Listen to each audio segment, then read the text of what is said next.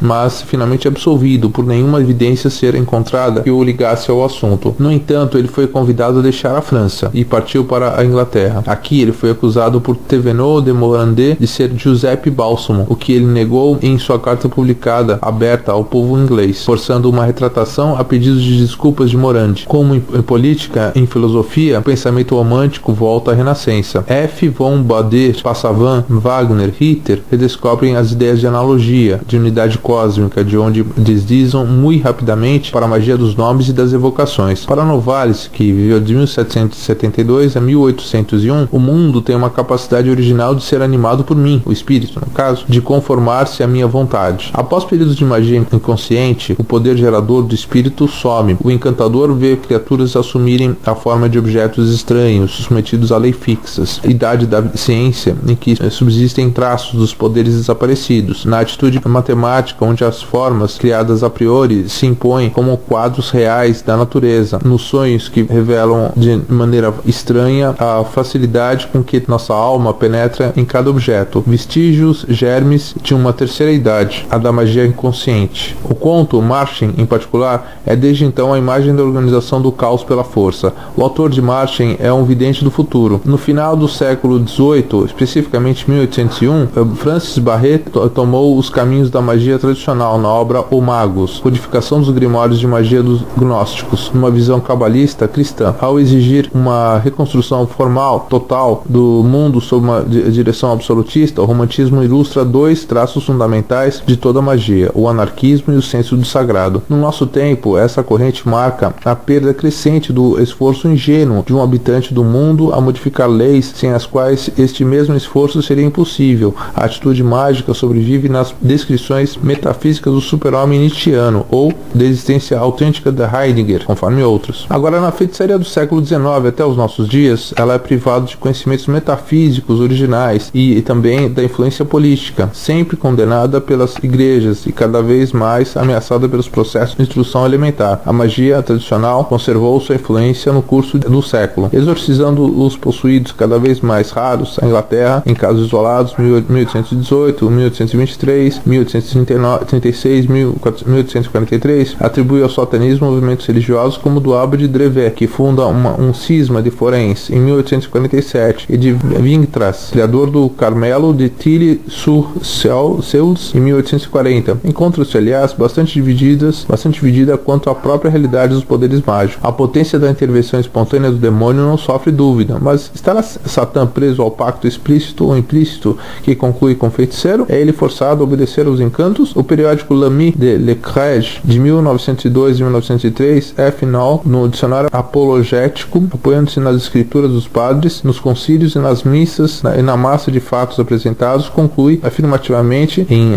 Legadet, dicionário da teologia católica, no artigo magia, e é mais reservado. É partidário de uma eficácia provável no pacto, mas em casos cada vez menos frequentes à medida que mais o espírito cristão se implanta. Fora da igreja, bem poucos ocultistas persuadidos pela eficiência dos encantos e feitiços continuam a atribuí-los a espíritos submetidos a nossas ordens. Recorrem a forças impessoais, influxos, eflúvios, fluidos, como a de Rochas, o feiticeiro, de 1893, e aderem assim ao ocultismo da Renascença, isto é, no fundo, a magia natural. A magia entrou, no fim do século, numa fase científica. Para uns, isto significa que a ciência demonstrou a futilidade da magia. Para outros, que ela confirmou as suas pretensões. Considerar-se-á, por exemplo, a descoberta experimental das radiações humanas como um indício da eficácia real de certas práticas tradicionais. Como a propósito de outros fenômenos ocultos, os especialistas Stanislas de Gaita, Eliphas Lévy, Saint-Yves d'Alvetre ou Peladin recorrem aos fluidos ou aos elementais. Num estilo forçado, invólucro de um pensamento brumoso, Stanislas de Gaita explica-nos: os supersticiosos que veem fantasmas acham-se num estado vizinho ao sonambólico, seu translúcido em relação imediata com o fluido ambiente. Alguns percebem reflexos que a corrente arrasta. Há vivas coagulações de luz astral, ilógicas, apenas instintivas, inconsistentes, mas reais. Essas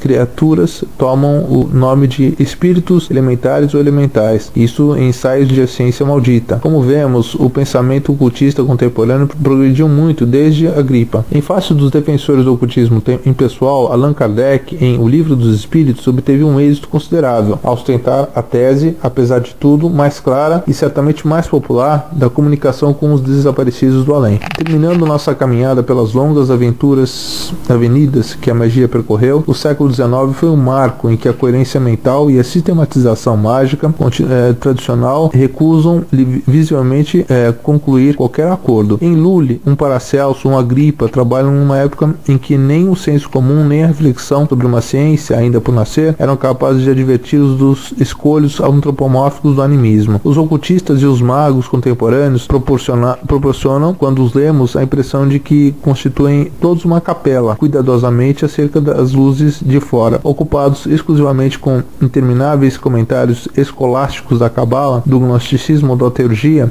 o contraste mais completo com os pesquisadores da Renascença, de quem se valem, no entanto, tão preocupados com a conquista positiva do mundo. Observamos que a partir do século XX surgem tantos tratados que se destacam os nomes de The Golden Dawn, sobre os títulos de projeção astral, magia e alquimia, ou a obra de Margaret Murray, de The Witch Cult in the Western Europe, ou O Culto das Bruxas na Europa Ocidental. Outros relançamentos mais modernos, como o The Book of Shadows, ou The Key of Solomon, o Livro das Sombras, ou A Chave de Salomão. A religião do homem se tornou desde o século XIX o grande tema de massa, costurando os movimentos sociais, revoluções que buscava a qualificação do fenômeno quanto a sua superioridade, comparando uns aos outros, não mais um tema voltado para a sua origem do homem, resultando assim numa luta entre defesa e acusações de Deus, das verdades ontológicas, sociológicas, da razão, das religiões dominantes, excluindo o objeto do desejo, o homem. Esta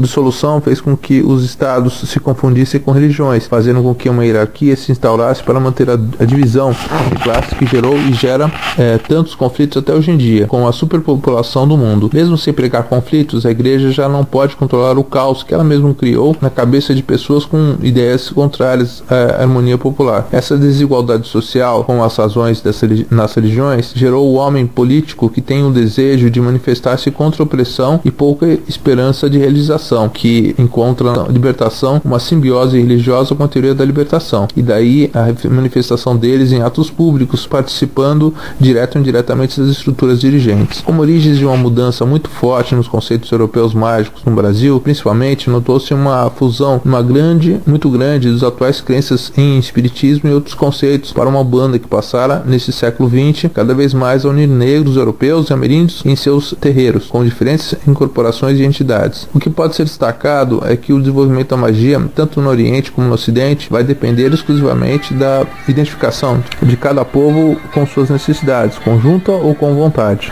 Vamos dar uma pausa agora para a última parte. Para a próxima parte. E um abraço, até mais.